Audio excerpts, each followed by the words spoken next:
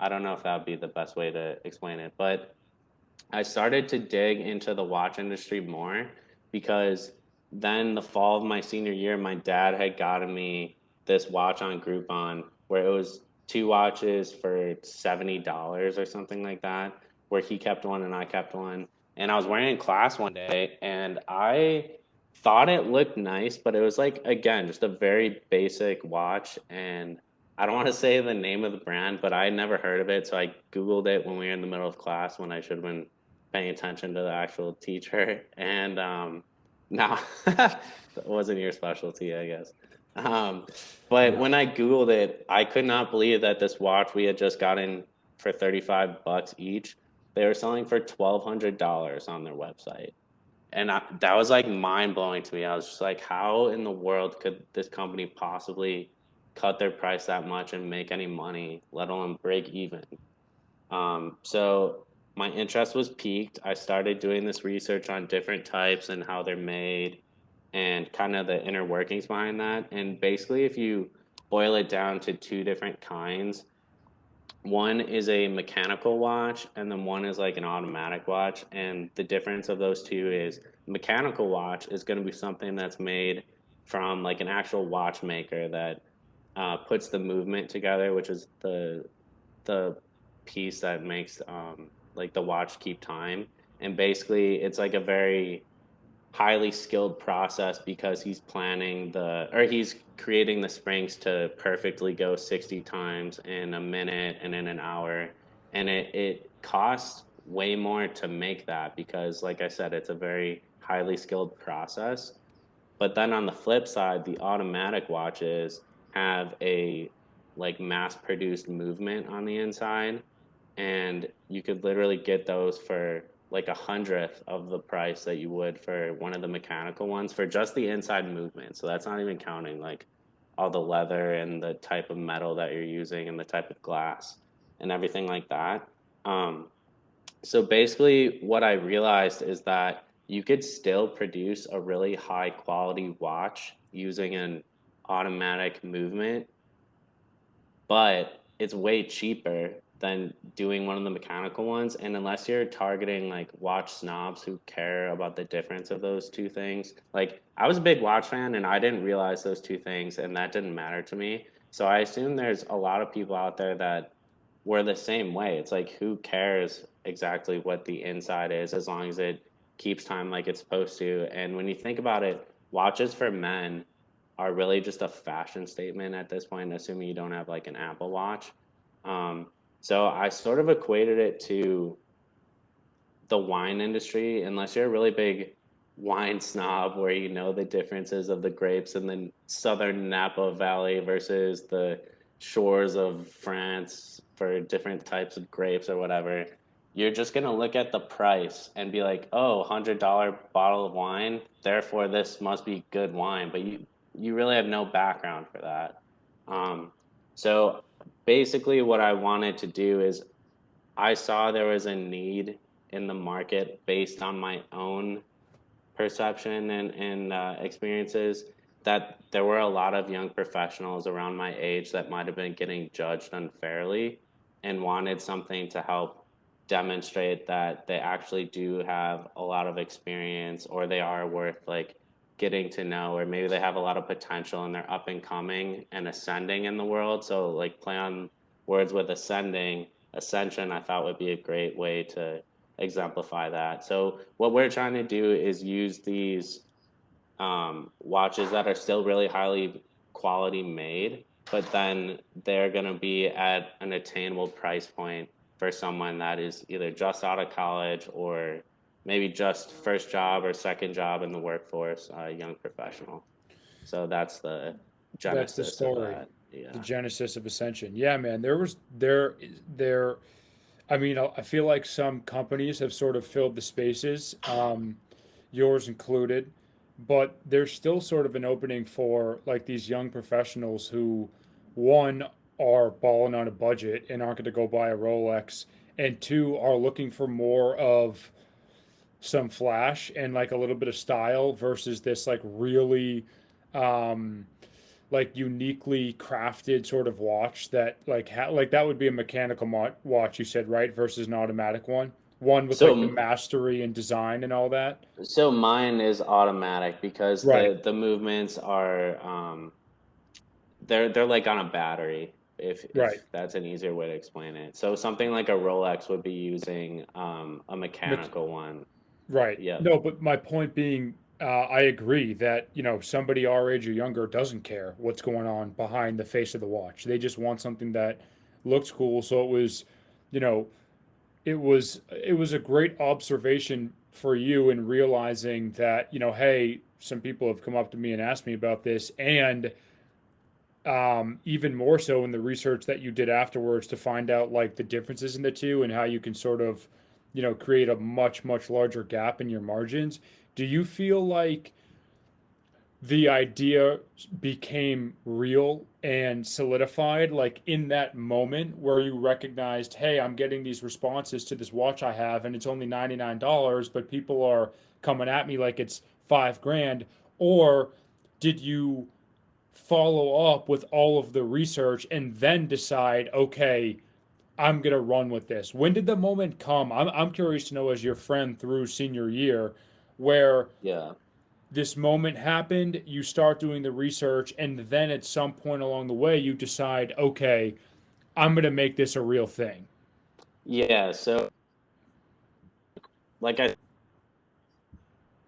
fall of our senior year. And then I remember as I was doing more research into the background, like I was just explaining, in terms of the economics, once we went home for what is that, winter break or Thanksgiving break? I can't remember if it's all one break or not, but I remember when I was going home, I sort of set like a fake deadline in my head, being like, once this break is over, I have to decide if I would want to pursue this further or if I should start thinking about applying to jobs because then it's going to be coming up on spring and then got to figure all that stuff out. So, what I started to do is really narrow down on more of like the actual business math behind it in terms of what would profitability look like, how much would I have to raise to start a company like this, what would be like monthly run rate and stuff like that. And then also on top of that, I'm not an artistic person at all. I can't draw, so I had to figure out how to come up But with you do my play the own. guitar, so you've got some little hidden hint of creativity in you coming from somewhere. Sure, yeah, sure. I'll take the They're compliment not the if you're getting same, it. but I just want Yeah, people to know that you it's a. shred. Thank you very much. Um, but basically, what I'm trying to say is, I couldn't draw. I had like visions in my head, but I couldn't draw anything. Um, So basically, what I started to do is I taught myself how to do Photoshop, and I just started like hours a day, just scrolling through Amazon or whatever that had like tons of different brands of watches, and then I would screenshot, and I would be like, I like the face of this one, I don't like the dial of this one, I like the band of this one, I like the font for the numerals of this one, and I literally like really crudely photoshopped a bunch of Frankenstein versions of what I liked, or at least not even just what I liked, but also just a wide range of different possibilities. And then what I did is I created a couple like surveys on SurveyMonkey or Google Forms or one of those where I pasted in a bunch of these pictures of the different watches, and then I posted this survey that I made on Facebook and emailed it out to people and told my friends, and I'm like, hey, fill out this survey for me. I think I told everyone I was doing some sort of like project for school, which was a lie because I didn't want them to exactly know what it was for because I thought it might change their answers. But basically, I was asking which ones people like the most, and then also I was trying to gather more data on like price points that people would be comfortable paying or Hmm. things along those lines, and that helped me hone down on it a lot You more. felt you got some pretty good feedback from those surveys. Yeah, I do. I also think you have to take it with a grain of salt. There are a couple of things, like I want to say there was one design that just looked so weird to me that got like somewhat high rankings. and I just couldn't pull the trigger on that one. I'm like, I'm gonna veto this one. Yeah, get rid of it. Yeah. So now the end of the year comes around and we finish up school. Somehow, by some miracle, I graduate. Um, so what happened from there? Now you go in on this thing and you make the decision, I am going to give this a shot. I got to figure out how I'm going to raise money. I need to put together a business plan. This is real life now. This isn't, I'm in school just learning this and that. Like I got to make some things happen. So what did that look like for you? Like I would say like the foundational, like the pillars of the initial process where I'm putting together a plan. I have these check boxes that need to get, crossed out. And now here I am just out of school, days wide open, and I'm trying to start a company. What started to happen for you, like up top, your mindset, when you really jumped in here and now all of a sudden it was real, maybe for those first months, even 6 months into the first year that you began?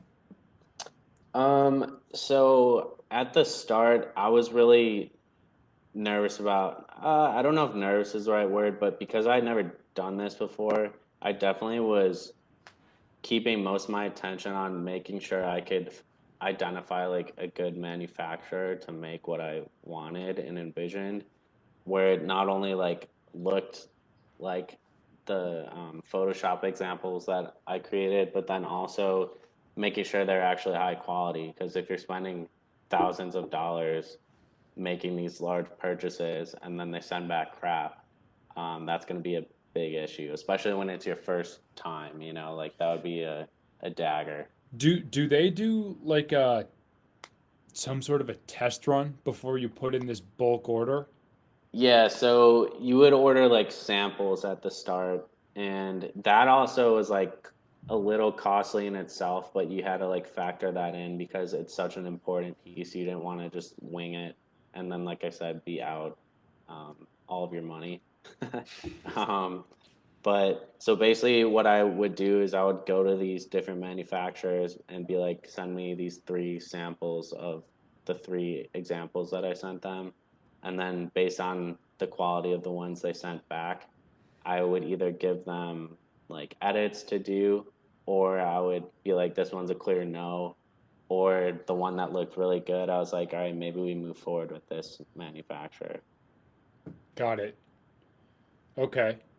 That must have been kind of an exciting process, probably a difficult one, but to actually see your designs turn into watches, dude, that must have been pretty cool. I remember when I first got back like the first set of samples, doing like a quick like Hail Mary before I open this, please, please let this actually look good and not just be a Yeah. box of rocks. Yeah. Um, but luckily, yeah, I mean, knock on wood, it all turned out really nicely. Better Yeah. honestly than I even would have guessed. That's awesome, man. So, how long did it take you before you eventually started selling these things? Um, I'm trying to remember back now, just because it's been like 4 or 5 years at this point, but Yeah. I want to say I got that first like final full shipment in fall, like that fall, and then pretty much right away, luckily, I started getting some sales, which was nice. And it's kind of funny. I don't know who the first, I mean, I could look back at like the invoice and see the person's name and stuff, but I actually have no connection to the first person that ever made a purchase. I have no clue how he heard of Ascension or anything, just because I want to say it was a like an Australian mailing address, and I remember thinking like, damn, this e-commerce thing is crazy if it's instantly just because even if you go back not many years ago, that would have been like totally unheard of and impossible. So it's crazy to think about how all these industries have changed um, to allow small businesses to do something as significant as like an international sale like that. Yeah, I would have been pumped if all of a sudden, I launched this thing and I'm getting an order in from, halfway around the world or whatever. I would have been fired up.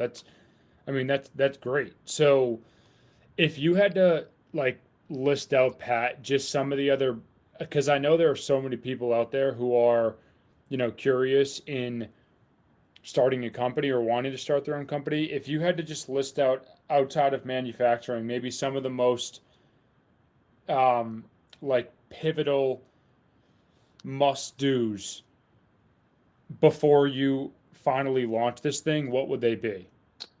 Ooh, that's a good question. Um, the must Even just kind of do's. like service level, like here are the things that need to get done for Yeah, me to press go on this.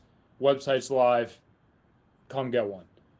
I would say like knowing your it's kind of a combination of two things: knowing like your actual customer, and then having a good marketing plan slash strategy. And those two things sort of go hand in hand, because if you don't know your customer, then you're going to be guessing checking different marketing campaigns all over the place, and that's going to be more costly than if you know exactly like X is my customer and they are in this area and they identify with these things, and here's their pain point and here's how I'm gonna address it and solve it. Um, and if you, it kind of like what I was saying, it's like if you don't know those things, then not only is it gonna take longer to find exactly what that is, but you're starting to get like scattered and disorganized, because then you're trying like social media, and then you're trying TV, and then you're trying paid influencers, and then you're sort of like all over the place. I So don't you know if want that to was a have good a answer. no, so it probably is one of the most important things off the bat to really focus in as much as possible on exactly who your product is for Exactly. and how you're going to get it in front of them. Yeah, exactly. Because in Okay. your head, you really don't know until it happens. It's sort of like in athletics, and in our former athletes. Um, Yes, we you are. you you pre- Pick up basketball primarily. yeah, future NBA star. But so Damn you right. practice all these different situations ahead of time to best prepare yourself for the game when it comes time. But then once the game actually happens, you hope that you prepared well enough, but you're not going to know until that pitch comes in, if you hit a home run, or when you take that jump shot in the final 3 seconds of the game, if it's going to go in or not, until it actually happens. So um, it's good to put in effort and like data analysis to make sure that you are really well prepared, but you don't know until you know. Pat, where and people can like go get a watch it. It's ascensionbrands.com, correct? Yeah, ascensionbrands.com. And you've got four different lines or styles to choose from. Yeah, there's four collections, but then within each collection, there's different like customization that you could do, whether that's the case color, the band color, the dial color. There's definitely something out there for everyone. Beautiful. Sort of like jumping jumping around here, but what do you see happening now post COVID with the world of entrepreneurship, mainly in young people who are just getting started? Do you think there's going to be some sort of like a rise in people who are looking to create their own business and start their own brand? Yes. And Mark Cuban was talking about this too. I don't know if anyone out there follows him on Twitter and stuff, but I highly recommend it if you don't. He was saying, I He was mean, great in Entourage. yeah, exactly. That's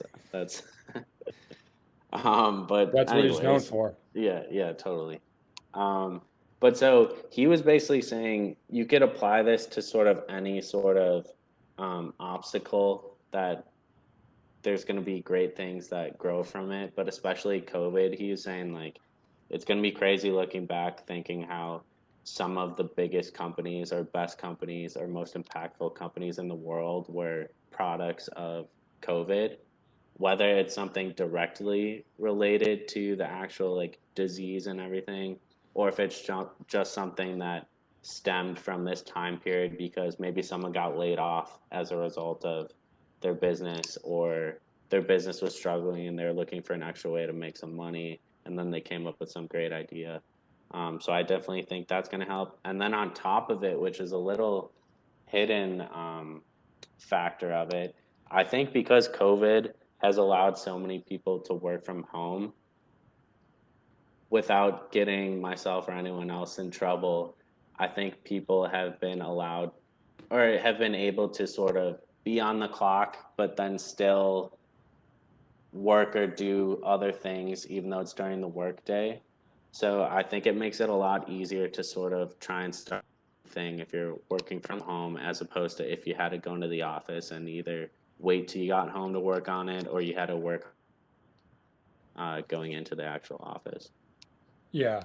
Yeah, I agree. I think there's a lot of things happening right now that will sort of um, create this like launch of so many new ideas, big or small, massively successful or just enough to get by, but people who are really wanting to do their own thing and sort of have the space and the freedom and that desire to do so, or maybe even the need to do so, whatever it might be. And yeah, the work from home thing has changed everything. And like, obviously, it's become apparent and evident that you don't actually sit there and work for 9 hours straight every time you go into the office. There's plenty of time to be doing other things throughout the course of a day. And now people actually get to utilize that time, which is fantastic. Um, but that makes me think of another subject, which I had mentioned earlier on. Another thing that a lot of people have been thinking about and are thinking about now is just financial freedom in ways in which they can attain that, whether that's real estate or investments. So I would love to know how you got into real estate as well, because that's something that you've taken part in. So let's start there before we get into the world of investment, and specifically this like mania of cryptocurrencies, which I know you're well versed in as well. I think well versed is a stretch, but definitely interested in it. In terms of the real estate stuff, though, if from now on for the rest of the podcast, you could refer to me as Mogul instead. Um, but so both of my parents are full time realtors, and they also did some real estate stuff in terms of like the investment side when they were closer to my age back in the day, like 100 years ago. And when I sort of had Ascension on autopilot in terms of had everything like automated that where it wasn't taking up like 24 hours of my day, my parents recommended, why don't you just get your real estate license, see if you like it, you could work with us and see what happens, blah, blah, blah. So I did it. Um, I instantly hated it. I thought it was the dumbest thing ever. It felt like a glorified like customer service job where people are requesting showings and then you go meet them and let them into the house and that's it. And I didn't see myself ever wanting to have that as a full career. But at that same time, I actually read Rich Dad Poor Dad for the first time. Have you read that before? I have read that. It's maybe the most impactful book I've ever read. I highly recommend to anyone who hasn't read it, ending this podcast and reading it as soon as possible.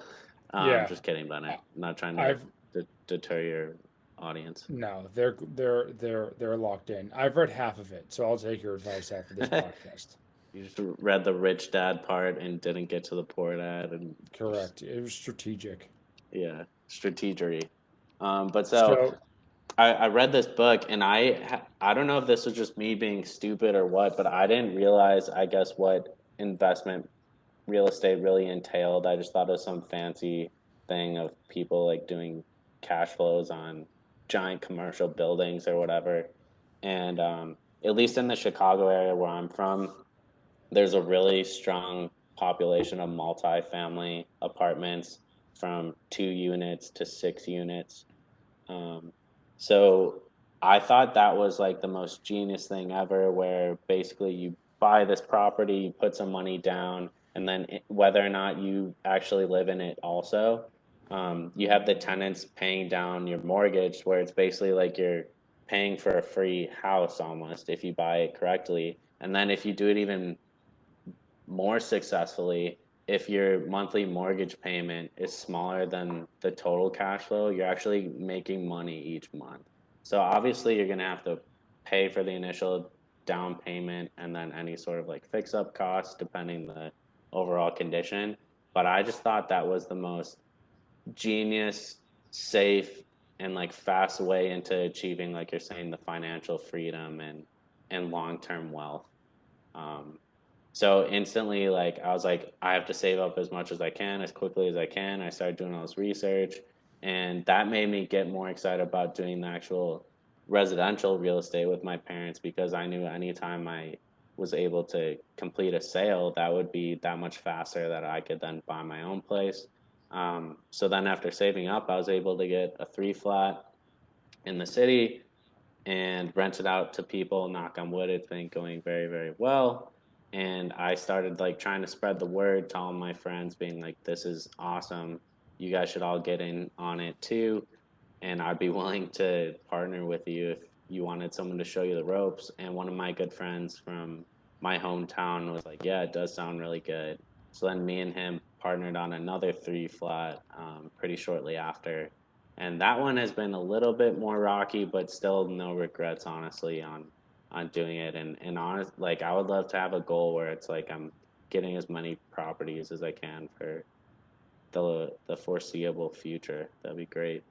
Yeah.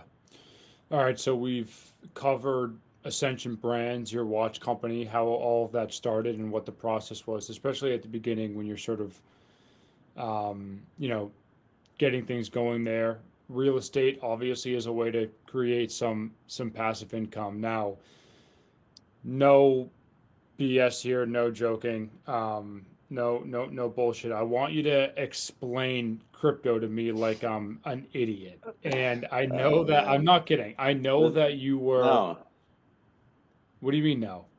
no, I'm saying I know you're not kidding. I'm just laughing Yeah. because you're asking a fellow idiot to explain it to No, you. but I'm not. I'm actually not. I don't want or expect some like supersonic genius, act legit mogul type. Just in the simplest terms, and again, my roommate is a Bitcoin, addict, and he loves crypto, and you were both at a conference in Miami. So, no joke, like, no one here is thinking that you're an expert. We're just two friends talking about something really popular that's happening in the world right now. Yeah. What is cryptocurrency, and what did you see in Miami that was potentially exciting to you? So I'll even back up just one step real quick. So just so everyone knows, this is not financial advice. Please don't sue me if you do something based on what I'm saying and then you lose all your money. Definitely, no matter what you're doing, whether it's real estate or startups or crypto, don't invest more than you can't lose.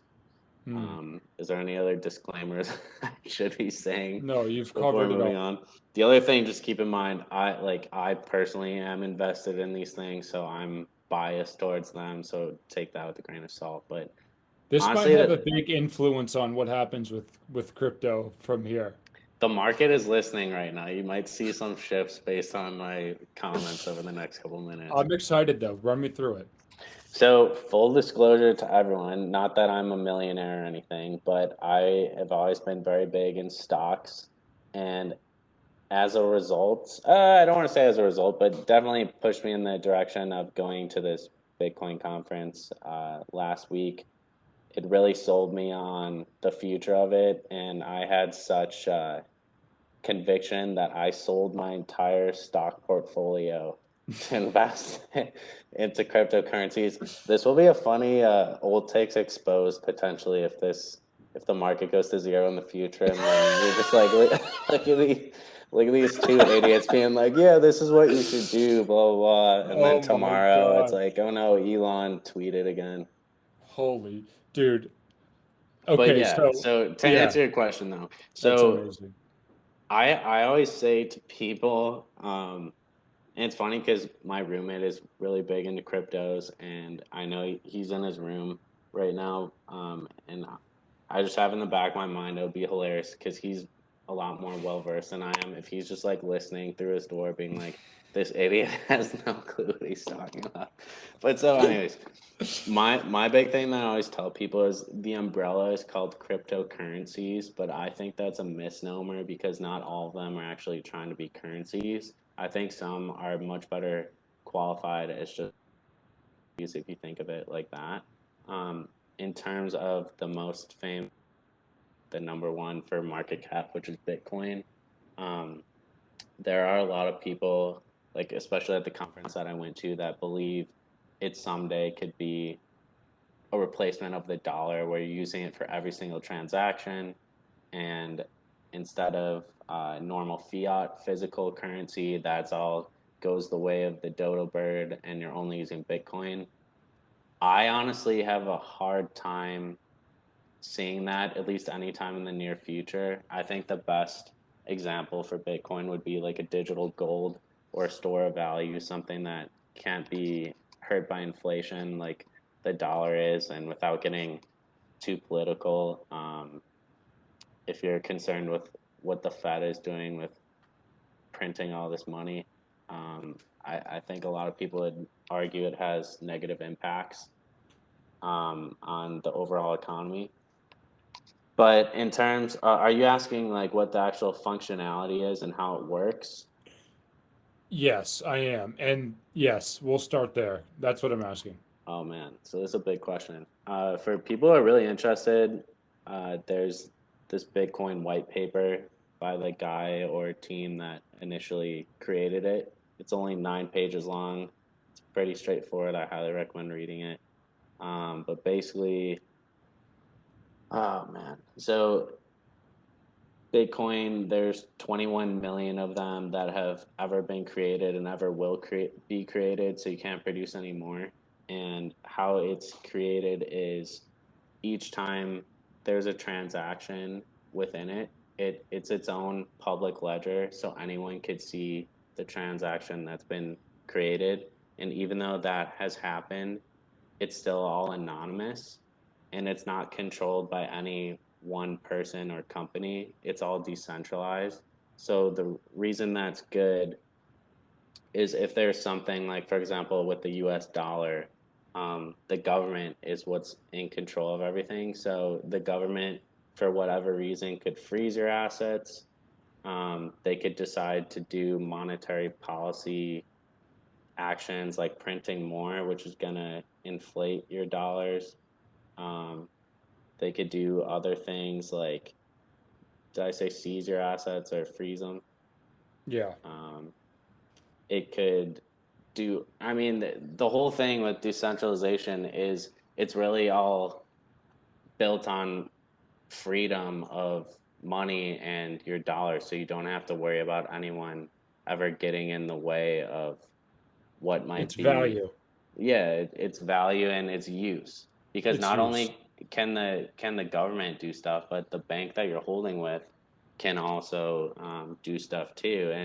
And it's weird because if you're from the U.S. pretty much as a whole, but even like from a good background or good financial standing that a lot of us take for granted, you don't realize that in other parts of the world, it's really, really hard to get someone to offer you banking services. Um, but with that said, a lot of these people, even though they wouldn't be accepted by a bank, they have access to the internet. And a great pro of Bitcoin is all you need is access to the internet and anyone is able to use it. You could send money from Chicago to Japan to uh, like name a place as long as they have internet access, they're able to transact. Versus that's not the case with the dollar, other nations' currencies. I think that was all perfectly said from just a sort of like bird's eye view as to it being decentralized. It's completely like all transactions are available, whether they're anonymous or not. like the comparison to, other forms of currency like the US dollar, and then also the access that, you know, people could have in just having access to the internet to this form of currency, whereas now they don't with like, whatever current form of banking there is or just other forms of currency. So, um, I actually appreciate you laying that out there and explaining all of it and sharing your, personal opinion and interest in it as well. And the other reason I was saying it's more of like a gold than an actual currency is people will take like sums of money and hold it as Bitcoin, but then you're really not the way it's structured now. It's hard to do for everyday transactions because there's stuff like fees, and even though it can be divisible up to like the 100 millionth, or what would that be, the eighth decimal point, so up to 100 million like decimals or fractions or whatever would Eighth be triple, described as. yeah. When you compare it as like a gold 2.0, let's say you had $100,000 and you wanted to buy something with your gold, you're gonna have to. First of all, gold is so heavy, you're gonna have to carry it around wherever. You can't just buy something in New York if you're not there. You're gonna have to get it validated by someone that actually knows what they're talking about. And then you're gonna have to get that validated again because you don't want them to be ripping you off either. Versus Bitcoin, it's literally just like snapping your fingers and you could do it. How in the world did they decide on the original number of Bitcoins at, like, how did they, and how does it work where it just, obviously the value of it has changed. So if you have one Bitcoin, it's worth so much more, and you can buy like a tiny, tiny fraction of one Bitcoin. So it's the full value is so it's monumental. But how did it work where they just choose this random number of Bitcoin, and then all the way fast forward to today, it somehow stays together and nothing changes as far as how many there are, and yet so many people are bought in. Like, I don't get any of that. Like in terms of the value, how it changes. Well, I Is that what guess you're just saying? how they, not the value, but like how they decided on an original number of Yeah, so Bitcoin. the only, to me, the only sketchy part to this whole thing is that they actually don't know who the person or people were that They don't? invented it.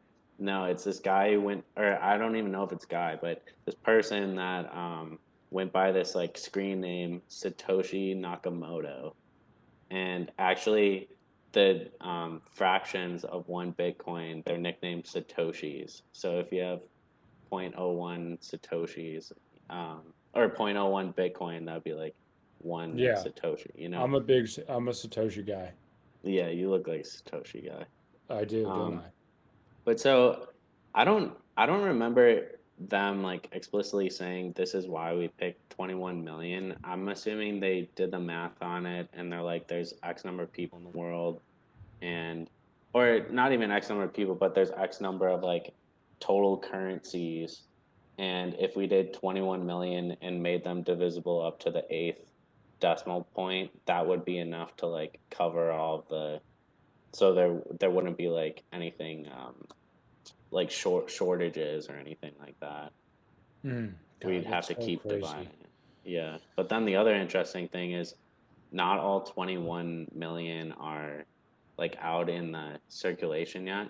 That's sort of like what the mining is, if you've ever heard of Bitcoin mining. Yes, And for people yes. that don't understand that, that's just a fancy way of saying the computing power behind doing like the transactions. It's a miner is just someone that's volunteering their computer or hardware to do the transactions of the everyday network. So they're not all out there yet, and through No, through the Bitcoin mining, they will be. yeah, eventually, unless like someone has accidentally lost their Bitcoin. So you hear those stories about like Yes. people that had computer hard drives and it had 10,000 on there, and then they threw out their computer because they didn't know that someday it was going to be worth as much as it did. So anything that's lost is lost forever. So technically, there's going to be less than 21 million because you already know a lot of people have lost them. Hmm. Damn. So tell me this. What did you see at this conference that was like exciting about the future of cryptocurrency or perhaps Bitcoin in particular? What's the general consensus amongst all these, hardos who are just all in on crypto? And no shot at them, but No, they're early I to the I game. definitely get it. I wouldn't call myself a hardo. I definitely believe in it. But I also believe in other cryptos as well. And a lot of those Hmm. people would be what's described as a maximalist, which is Bitcoin and nothing else. They think Bitcoin is the OG God and everything else is the devil. Hmm. um, but so the biggest thing I took away probably is like I guess going into it, I just thought everyone would be talking about like, oh, this is gonna make us rich, and this is our price prediction by this date or whatever. And there definitely was some of that with people making guesses or like running models on what they predict the price to be in the future. But what I was like pleasantly surprised about is the vast majority of everyone stressed that this isn't so much about getting rich as it is providing like a financial even playing field for everyone in the world that might not get that.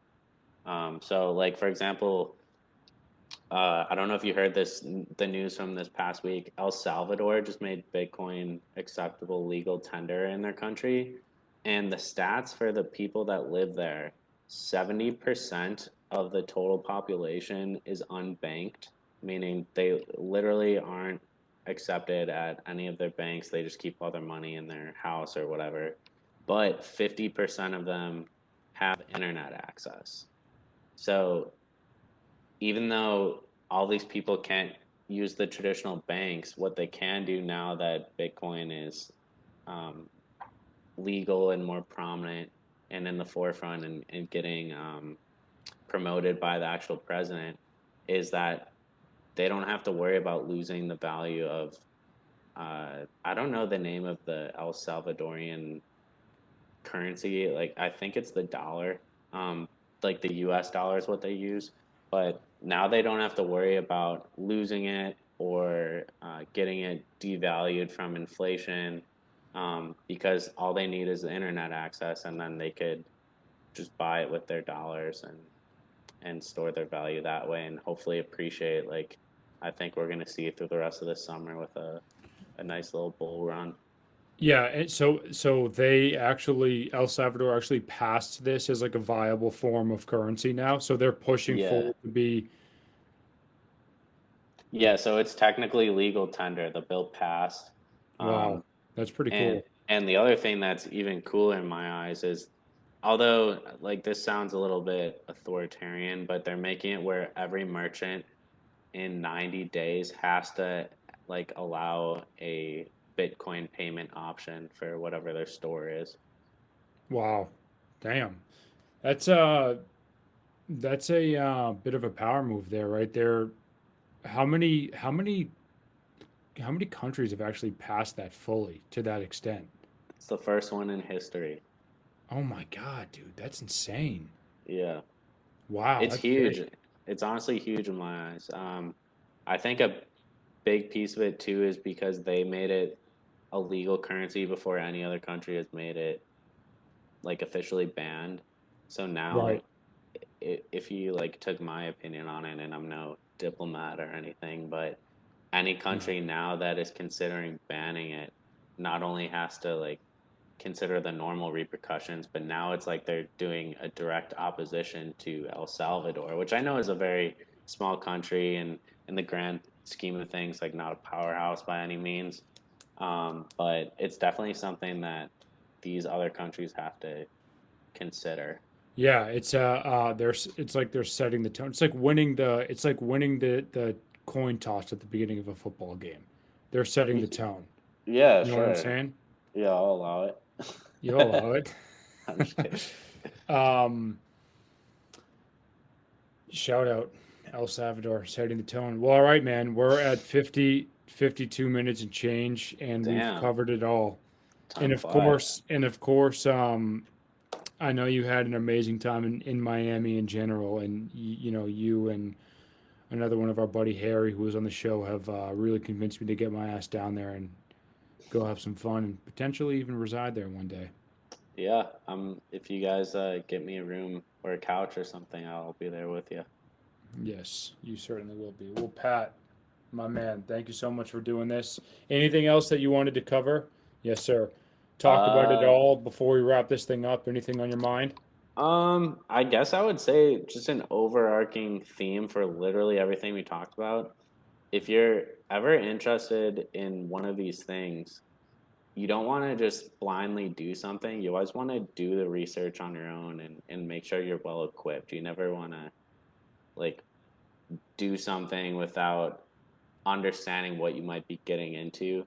And I don't mean that as like a disclaimer for myself. I mean that like whenever I am interested in something and want to get into something, the more research I do, I've noticed the better the outcome is actually going to be. So that would be my biggest suggestion for all the fans out there.